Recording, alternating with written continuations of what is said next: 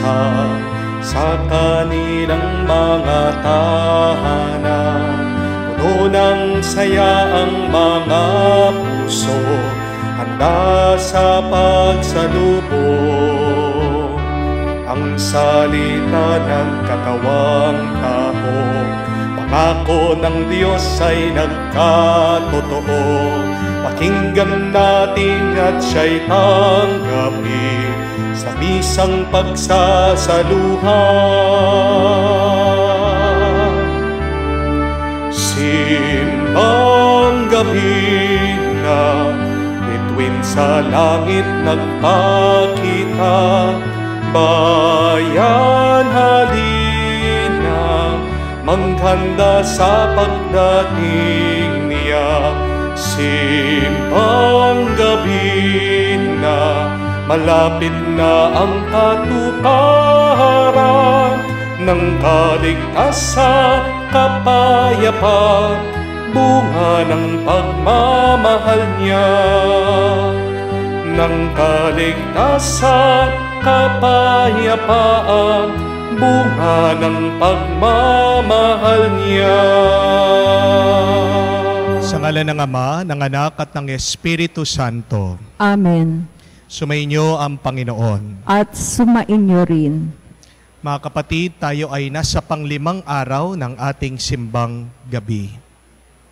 May mga bagay na tayo'y tinanggap dahil pinagdasal natin at hiningi sa Diyos. Pero meron pa rin mga dasal at panalangin na hindi natin tinatanggap. Pero kailangan natin maunawaan, mga kapatid, na meron tayong mga tinanggap na hindi naman natin hiningi sa Diyos. Ito man ay masama, ito man ay mabuti, kailangan natin magpasalamat palagi sa Diyos. Dahil walang binibigay ang Diyos sa atin na ikasasama natin.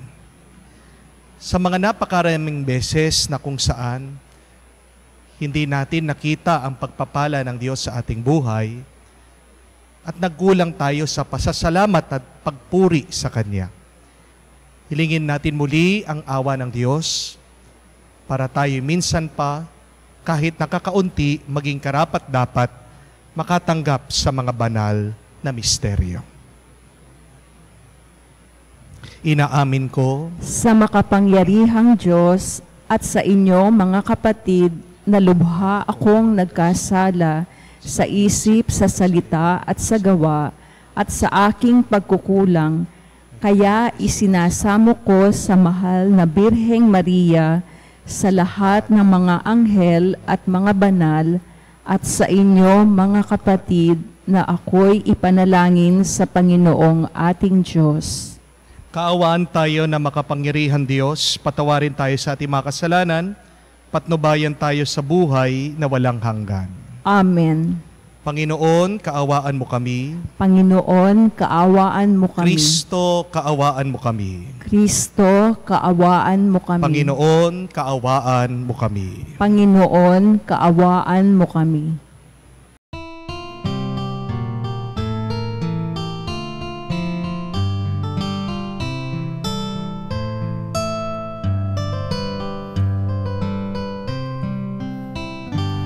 Luwalhati sa Diyos sa kaitaasan, kaloob sa lupa ay kapayapaan. Pinupuri ka at ipinangdarangal, sinasamba ka dahil sa dakila mong kalwalhatian. Panginoon naming Diyos, Hari ng langit, Amang makapangyarihan, Panginoong Jesucristo, bugtong na anak ng Diyos, Kordero ng Ama. Ikaw na nag-aalis ng mga kasalanan ng sanlibutan. Tanggapin mo ang aming kahilingan, ikaw na naluluklok sa kanan ng Ama.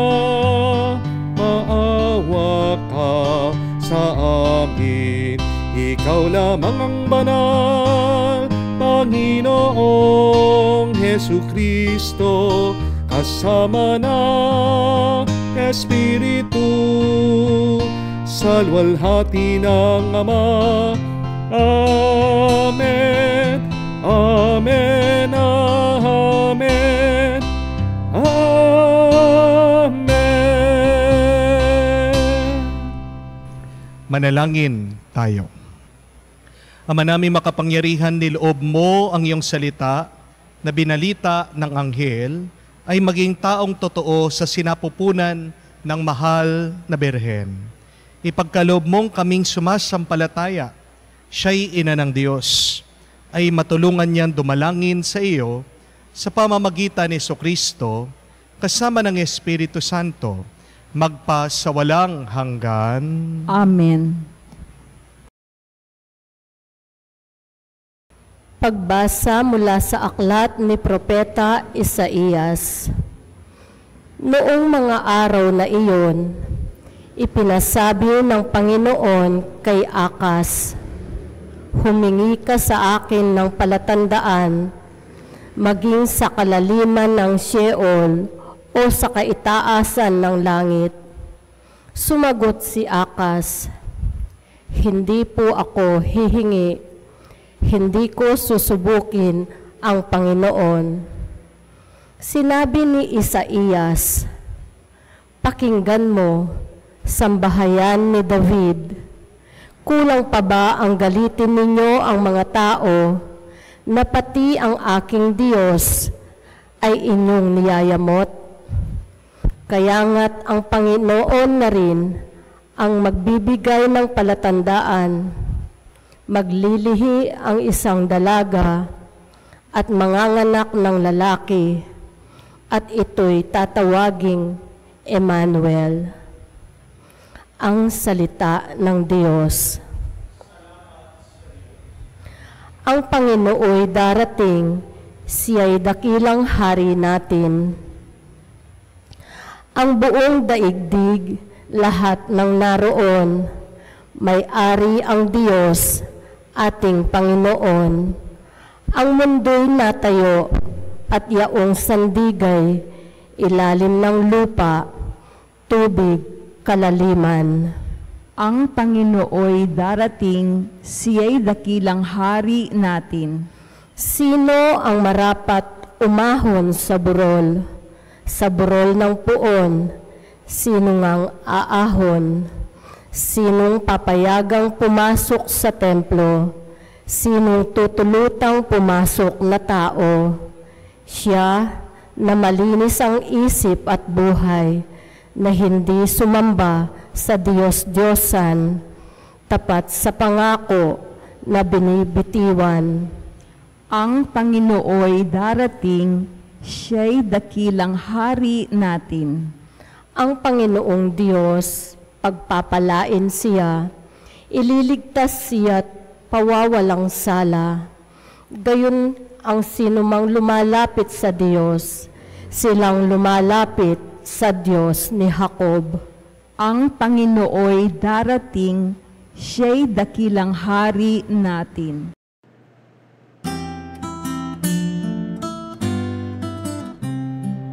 Alleluia, alleluia, alleluia, alleluia, alleluia,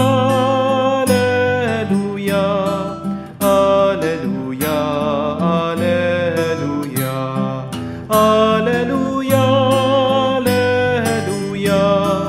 alleluia, alleluia, alleluia. Halina, susi ni David, binubuksan mo ang langit upang kami ay masagip. Alleluia, alleluia. Sumainyo ang Panginoon. At sumainyo rin. Ang mabuting balita ng Panginoon ayon kay San Lucas. Papuri sa iyo, Panginoon. Nang ika-6 na ng buwan ng pagdadalang tao ni Elizabeth, ang Anghel Gabriel ay sinugo ng Diyos sa Nazareth, Galilea. sa isang dalaga na ang pangalan ay Maria. Siya'y nakatakdang ikasal kay Jose, isang lalaking buhat sa lipi ni Haring David. Paglapit ng anghel, kinaroroonan ng dalaga, binati niya ito. Matuwa ka, ikaw ay kalugod-lugod sa Diyos. Wika niya, sumasa iyo ang Panginoon. Nagulumihanan si Maria sa gayong pangungusap at inisip niyang mabuti kung ano ang kahulugan niyon. Kaya't sinabi sa kanya ng anghel, huwag ka matakot Maria, sapagkat kinalulugdan ka ng Diyos. Makinig ka, ikaw ay maglilihi at manganganak ng isang lalaki at siya'y tatawagin mong Jesus. Magiging dakila siya at tatawaging anak ng kataas-taasan at ibibigay sa kanya ng Panginoong Diyos ang trono ng kanyang amang si David. Maghahari siya sa angkan ni Jacob magpakailanman. At ang kanyang paghahari ay walang hanggan. Paano mangyayari ito? Gayon ako'y dalaga, tanong ni Maria. Sumagot ang anghel, bababa sa iyo ang Espiritu Santo at lililiman ka ng kapangyarihan ng kataas-taasan. Kaya't banal ang ipapanganak mo at tatawaging anak ng Diyos. Natatandaan mo ang iyong kamag-anak na si Elizabeth? Alam ng lahat na siya'y baog, ngunit naglihi siya sa kabila ng kanyang katandaan. At ngayon, ika-6 na ng buwan ng kanyang pagdadalang tao, sapagkat walang hindi mapangyayari ang Diyos. Sumagot si Maria, ako'y alipin ng Panginoon, mangyari sa akin ang iyong sinabi. At nilisan siya ng anghel. Mga kapatid, ang mabuting balita ng ating Panginoon. Pinupuri ka namin, Panginoong Hesu Kristo. Magandang araw po muli sa inyong lahat. Magandang araw po, Father. At tuloy po kayo sa ating panglimang araw ng ating simbang gabi. Pinagpapatuloy pa rin po natin ang ating pagninilay tungkol sa kung paano ba masasagot ang ating mga dasal at dalangin. Ang ating pong pagninilay ay paano ba natin matatanggap ang ating mga hiling at dasal sa Diyos. We continue our reflection about answered prayers because we believe that Advent and Christmas are times wherein we pray, God hears our prayers, and God answers our prayers. Kailangan po natin maunawaan na meron naman tayong mga natanggap na ating pinagdasal sa Diyos. Di po ba? Minsan ako'y nagkakasal, naririnig ko po yan. Dito po sa groom, minsan sinasabi niya, ikaw ang sagot sa aking dasal. Ganyan din po minsan naririnig ko ang bride. Sinabi niya na, ang tagal-tagal ko nang nagdasal at ikaw ang perfect na lalaki na binigay ng Diyos sa akin. Marami din po sigurado ang nagdasal bago ang board exam. Punong-puno po ang simbahan ni San Judas Tadeo, si St. Jude bilang patron saint of the impossible, nananalangin na sila po ay pumasa sa bar exam. At makikita niyo po sa balita, ang daming umiiyak. Meron pa nga po isa, senior na kahit na may katandaan, nag-bar exam, pumasa. Talagang humahagulgol, umiiyak sa tuwa, unanswered prayers. Maaring kayo pong nasa ibang bansa, yang pangingibang bansa nyo ay isang dasal na sinagot ng Diyos. Meron din po mga ibang mag-asawa na dating nag-aaway, pinagdasal nila ang kanilang asawa na magbago na, at ngayon tapat na po sila. Naging very active na sila ngayon sa pagsaserve sa simbahan. At meron din pong mga miraculous healing na sinasabi ng doktor na wala na, tapos na, wala ng pag-asa. Pero ito po ay pinagkaloob ng Diyos sa kanila. A miraculous healing. Totoo naman po na meron tayong mga pinagdasal at binigay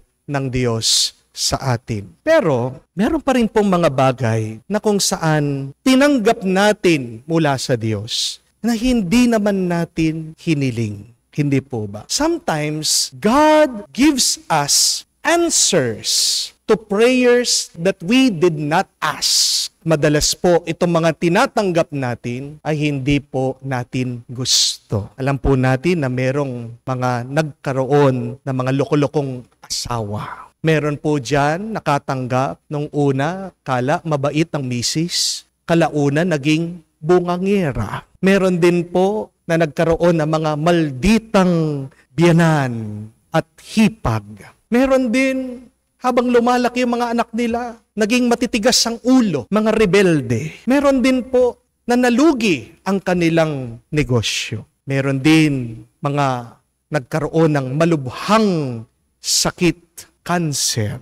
Ang tanong, ano ang gagawin po natin pag nakatanggap tayo ng mga bagay na hindi naman natin hiniling sa Diyos? Mga kapatid, tandaan niyo po ito. Ano man ang tatanggapin natin sa Diyos, ano man ang ibibigay ng Diyos sa atin, yakapin natin, tanggapin natin mula sa Kanya. Purihin natin at pasalamatan palagi ang Diyos. Because my dear friends, you have to believe and to remember that everything is grace. Amen? Kahit na sa tingin mo ang isang bagay ay hindi maganda, disgrasya. Kung yan galing sa Diyos, grasya pa rin yan. Pagpapala pa rin yan. May mabuti pa rin yan ibibigay sa iyo. Have the attitude of Job. Kung maalala niyo po ang kwento ni Job sa Old Testament, siya po ay mayaman, siya ay binasbasan ng Diyos. Pero sinubukan siya ng demonyo. Sinabi ng demonyo sa Diyos, kaya tapat lang naman yan si Job, dahil pinupuno mo siya ng napakaraming blessing, ng napakaraming kayamanan. Alisin mo yung mga pagpapala sa kanya, mumurahin kanya, susumpain kanya, at pinayagan po ng Diyos itong demonyo, subukan si Job. Maalala nyo, yung lahat ng business ni Job, nawala, nasira, ninakaw, yung bahay niya, na earthquake, gumuho, yung kanyang mga anak, namatay. Siya mismo nagkaroon ng sakit. Pero in all of his bad experiences, ano po ang palaging paulit-ulit na sinabi ni Job? The Lord has given and the Lord has taken away. Blessed be the name of the Lord. Yan po yung magandang ugali. Yan po yung magandang attitude. Kung gusto mong pagpatuloy ng Diyos ang kanyang pagpapala sa iyo, kung gusto mong pagpatuloy ng Diyos ang pagpapalakas sa iyo, kahit na anong mangyari, kahit na anong tanggapin mo, purihin mo at pasalamatan palagi ang Diyos. Amen? Tingnan niyo po dito sa ating nabasang ebanghelyo. Dumating ang anghel kay Maria. May pinahayag sa kanya. May tinanggap si Maria ang balita. Hindi naman po niya pinagdasal ito. Siya'y ginagawang ina ng Diyos. Siya'y pinili ng Diyos maging ina ng Mesiya, ng manunubos ni Jesus. Hindi po ito pinagdasal ni Maria. Hindi po ito hiniling ng ating mahal na ina. This was given to her. This is a grace to her.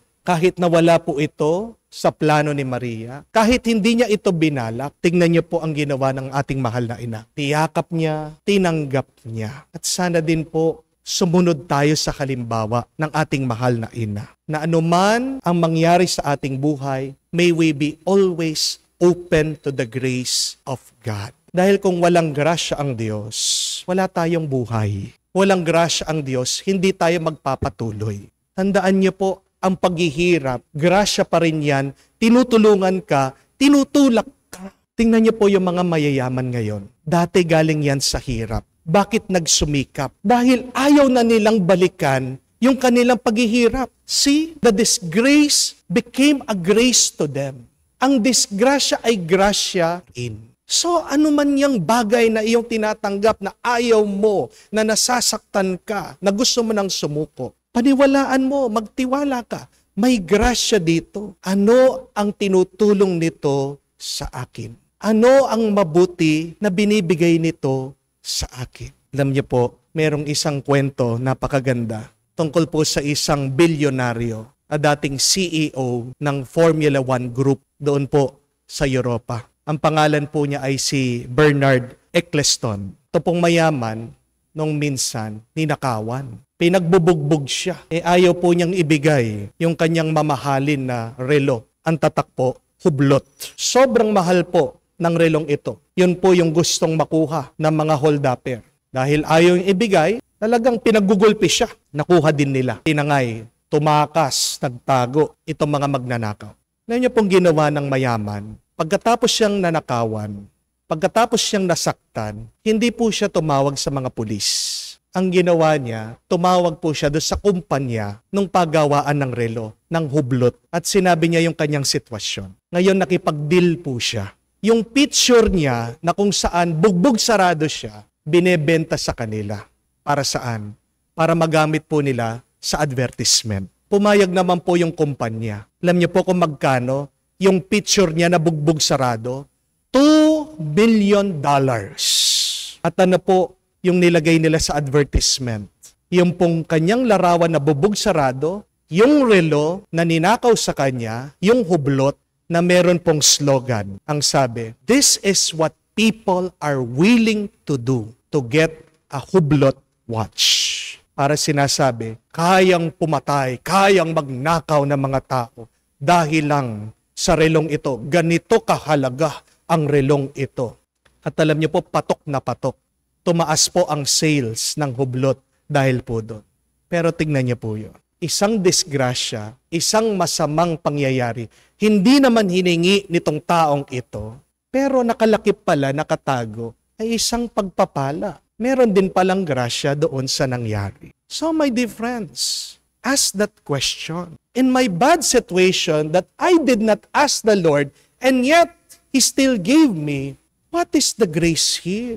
What is the blessing here? Always believe, my dear friends, there is always grace everywhere. There is always a blessing in what you receive, though you do not want it. Noon din po minsan, merong mag-asawa, pumunta po dito. Nag-open up ng kanilang problema. Nagkabaon-baon po sila sa utang. At ito po yung nagiging dahilan ng kanilang pag-aaway. Dahil sobrang gulo na po ng isip ng lalaki, naisipan niyang magpakamatay. Pero bago magpakamatay, nakakita po ng ibang babae. So para madistract na lang kanya sarili, nakipagrelasyon.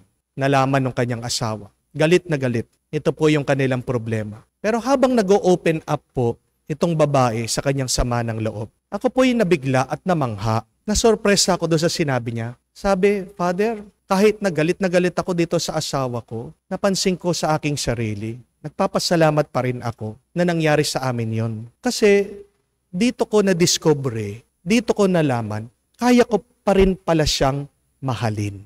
Na kahit na nagkasala siya, nagkamali siya, ito pala yung pagsubok. At napatunayan ko, kaya ko pa rin siyang mahalin." Tingnan niyo po yun, mga kapatid. Meron palang tinuturo yung pagsubok sa kanila. So my dear friends, whatever we receive from God may be good, it is for your happiness. If it is bad, treat it as a strengthening of your character. Pag mabuti ang iyong tinatanggap, gusto kang maging masaya ng Diyos. Amen? Pag masama ang iyong tinatanggap, gusto kang lumakas at tumibay ng Diyos. Huwag tayong titigil na magdasal. Huwag tayong titigil na humiling sa Diyos. Pero sana naman mga kapatid, huwag din po tayong nakasara sa mga binibigay ng Diyos sa atin. Whether they are good or bad, lahat po yan, grasya mula sa Diyos. At matutuwa ang Diyos pag nakikita niya tayo na kahit na anong binibigay niya, handang-handa tayo na tumanggap. Handang-handa tayong magpasalamat. Handang-handa tayong magpuri sa Kanya. Sinusubukan lang tayo ng Diyos. Kung kaya nating makatanggap ng mga hindi magagandang bagay sa ating buhay, ibig sabihin, mas karapat dapat tayo na makatanggap ng mas mabubuting grasya. Kaya mga kapatid, ang habilin sa atin, huwag kang tumigil na humingi sa Diyos. Pero kung gusto mong makatanggap ka ng sagot sa iyong dasal, buksan mo ang iyong isip, ang iyong puso sa mga grasya na ibibigay sa iyo ng Diyos. Hindi mo man ito gusto, hindi mo man ito hiniling, hindi mo man ito pinagdasal, grasya pa rin ito sa Diyos. Kaya purihin natin at pasalamatan ang Diyos. Amen? Palakpakan po natin ang Diyos. Si Jesus ay siya yung ating Emmanuel. Ang Diyos sa piling natin. Sa kanyang pananatili, sa piling natin ay bukal ang ating kasiyahan at lakas. Ipagkatiwala natin sa Kanya ang ating mga alalahanin at pag-asa at ating sambitin. Panginoon, dinggin mo kami. Panginoon, dinggin mo kami.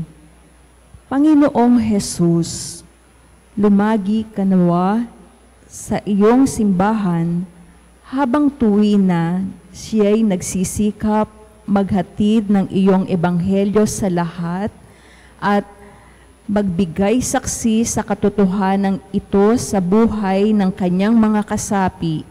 Manalangin tayo. Panginoon, dinggin mo kami. Panginoong Jesus, lumagi ka nawa sa Santo Papa Francisco, Arsobispo Florentino Lavarias, at kanyang mga katulong, pati ang aming kura paroko, si Reverendo Padre Joel Jomarsus Gatus, upang sila'y maging mga lalong mabisang ministro ng iyong inspirasyon at pamamatnubay. Manalangin tayo. Panginoon, dinggin mo kami. Panginoong Jesus, lumagi ka nawa sa aming mga pinunong politikal at sibil, sa aming mga hukom, mga pulis, at mga sundalo, upang mabisa nilang maipagtaguyod ang katarungan, kaayusan, at kapakanang pangkalahatan. Manalangin tayo. Panginoon, dinggin mo kami. Sa katahimikan po ng ating puso, buksan din natin sa Diyos ang ating mga personal na kahilingan.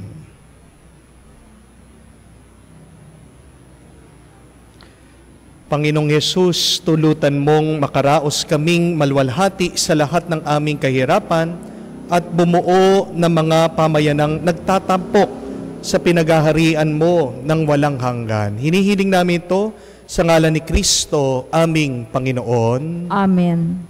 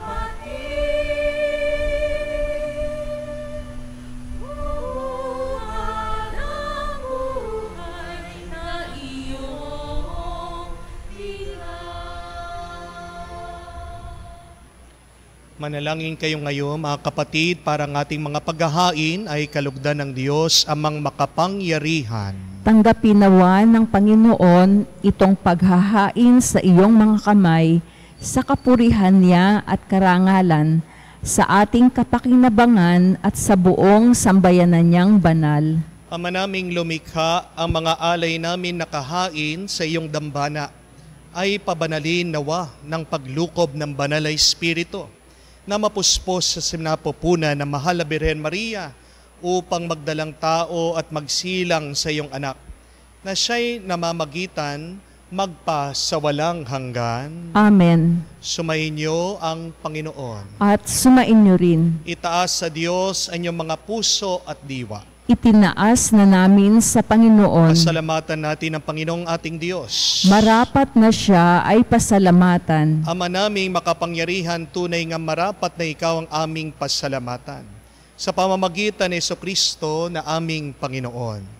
Ang pagsusugo mo sa Kanya ay pinapahayag ng lahat ng mga propeta. Ang pagsilang niya ay pananabik ng mahal na Birhen, Kanyang inang tunay. Sa kapangyarihan ng Espiritong Banal, ang pagdating niya ay inilahad ni San Juan Bautista sa kanyang pagbibinyag. Ngayon pinaghahandaan namin ang maligayang araw ng kanyang pagsilang.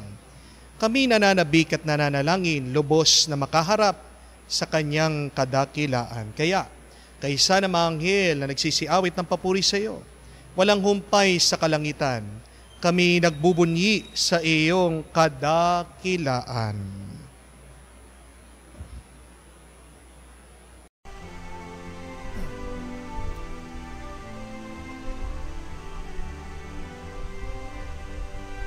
Santo, Santo, Santo, Panginoong Diyos ng mga hukbo, napupuno ang langit at lupa ng kadakilaan mo.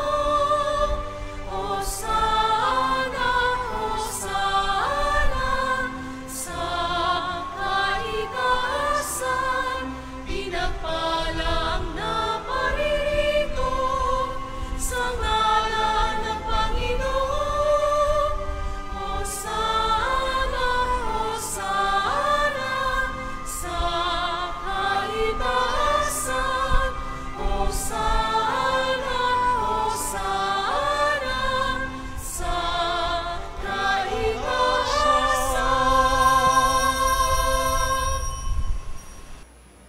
Ama naming banal, ikaw ang bukal ng tanang kabanalan. Kaya't sa pamagitan ng iyong Espiritu, gawin mong banal ang mga kaloob na ito, upang para sa aming maging katawan at dugo ng aming Panginoong Heso Kristo. Bago niya pinagtiis ang kusang loob na maging handog, hinawakan niyang tinapay, pinasalamatan kanya. Pinaghati-hati niya iyon, inabot sa kanya malagad at sinabi, tanggapin ninyong lahat ito at kanin, itong aking katawan, na ihahandog para sa inyo.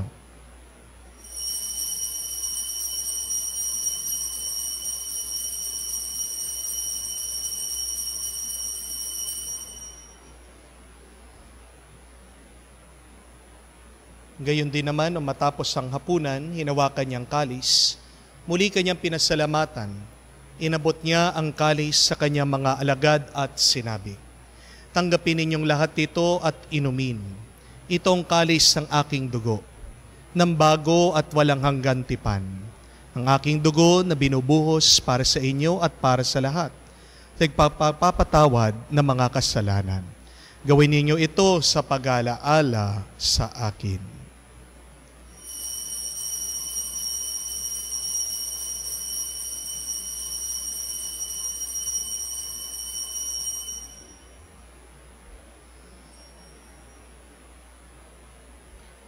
Ang misteryo ng pananampalataya. Aming ibinahayag na namatay ang iyong anak, nabubuhay bilang Mesiyas at magbabalik sa wakas para mahayag sa lahat. Ama, ginagawa namin ngayon ang pag-alaala sa pagkamatay muling pagkabuhay ng iyong anak. Kaya tinialay namin sa iyo, tinapay nagbibigay buhay, at ang kalis na nagkakaloob ng kaligtasan. Kami nagpapasalamat dahil kami iyong binarapat na tumayo sa harap mo para maglingkod sa iyo. Sinasamo namin kami magsalo-salo sa katawan at dugo ni Kristo ay mabuklod sa pagkakaisa sa pamamagitan ng Espiritu Santo. Ama, lingapin mong iyong simbahan, laganap sa buong daigdig. Puspusin mo kami sa pag-ibig. Kay San Francesco, aming Santo Papa, Florentino, aming Arsobispo at ng Tanang Kaparian. Alalahanin mo rin ang aming mga kapatid na nahihimlay, may pag-asang muling mabubuhay. Gayon din lahat ng mga pumanaw, kawan mo sila at patuloyin sa iyong kaliwanagan. Kawan mo't pagindapating kaming lahat, makasalo sa buhay na walang wakas. Kaisa na mahal na Birhen Maria, Ina ng Diyos, kaisa na mga apostol, lahat ng mga banal, na namumuhay dito sa daigdig na kalugod-lugod sa iyo. May pagdiwang nawa namin ang pagpupuri sa kararangal mo sa pamamagitan ng iyong anak, aming Panginoong Heso Kristo. Sa pamamagitan ni Kristo, kasama niya at sa Kanya, ang lahat ng parangal at papuri ay sa iyo, Diyos Ama, makapangyarihan, kasama ng Espiritu Santo, magpasawalang hanggan. Amen, amen, amen. Sa nakakagaling na utos at turo ni Jesus, tayo ngayon ay magkaisa sa panalangin.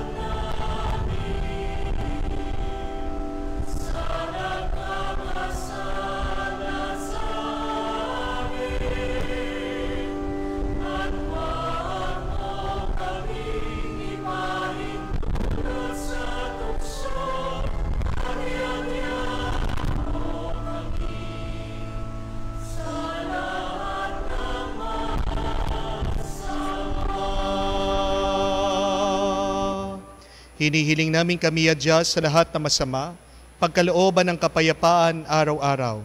Iligtas sa kasalanan, ilayo sa lahat ng kapahamakan.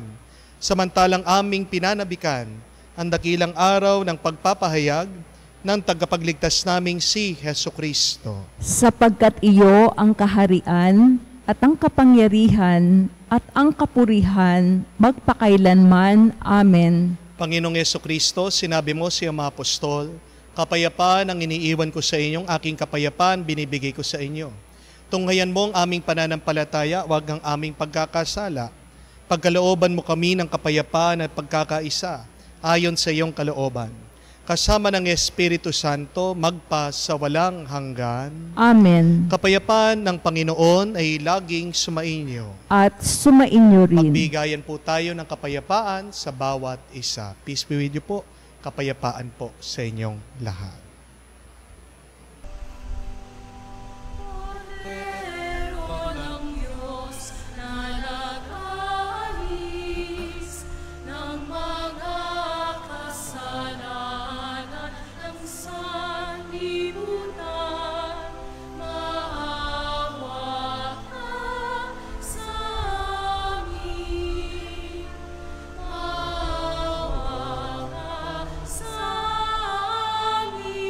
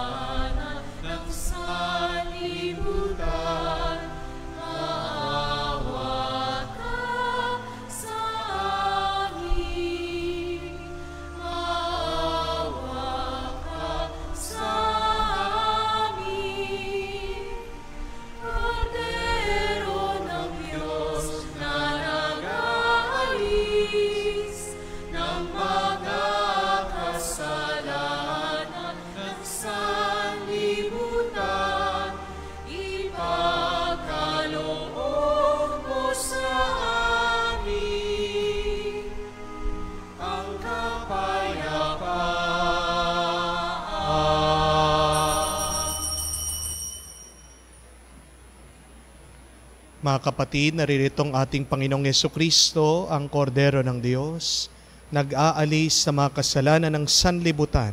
Mapalad tayong lumalapit sa piging ng Kordero. Panginoon, hindi ako karapat-dapat na magpatuloy sa iyo, ngunit sa isang salita mo lamang ay gagaling na ako.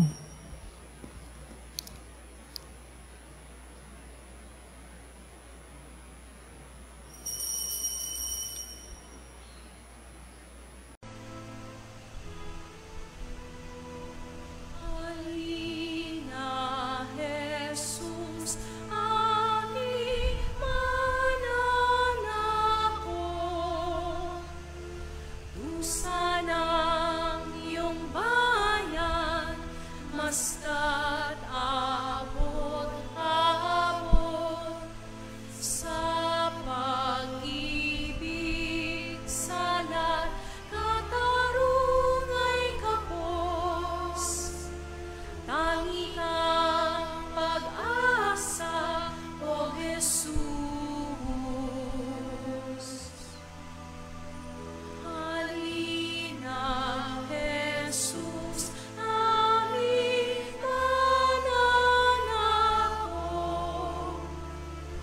Awa mo't biyaya sa aming ipaabot.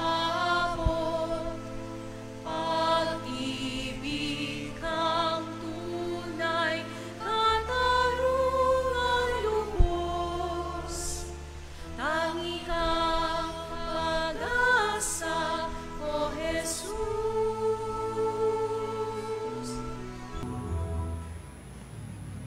Manalangin tayo. Ama namin mapagmahal, sa aming pagsalo-salo sa banal na hain, lagi nawa naming madama ang iyong kagandahang loob upang kami magkamit ng kaligtasan. Pakundangan sa pagkakatawang tao ng iyong anak, ngayon aming ginugunita ang kanyang ina. Sa pamamagitan din ni Yesukristo, kasama ng Espiritu Santo, magpa sa walang hanggan. Amen. Ang ating pong assignment para sa panglimang araw ng ating simbang gabi. Do something surprisingly good. Naway gulatin nyo ang ibang tao. Paano? Maging mabait kayo, maging mabuti kayo. Ano yung bagay na hindi mo dating ginagawa? Gawin mo. Yung dating hindi mo dating ginagawa na kabutihan, pagbibigay. So, yan po yung ating assignment. Dahil ang Diyos palagi tayong sinusurpresa sa mga mabubuti at magagandang bagay. Nakakatanggap tayo ng mga pagpapala na hindi natin hinihiling. So, our assignment is be a surprise blessing for others. So, sino yung isang tao na hindi niya inaakala na magiging mabuti ka, magiging mabait ka sa kanya? Yan po yung ating assignment para sa panglimang araw ng ating simbang gabi. Sumainyo ang Panginoon. At sumainyo rin. At kayo ay basbasan ng Diyos makapangyarihan sa lahat, sa ngalan ng Ama, ng Anak, ng Espiritu Santo. Amen. Ang ating pong misa ay natapos na. Humayo kayo sa kapayapaan ni Kristo. Salamat sa Diyos.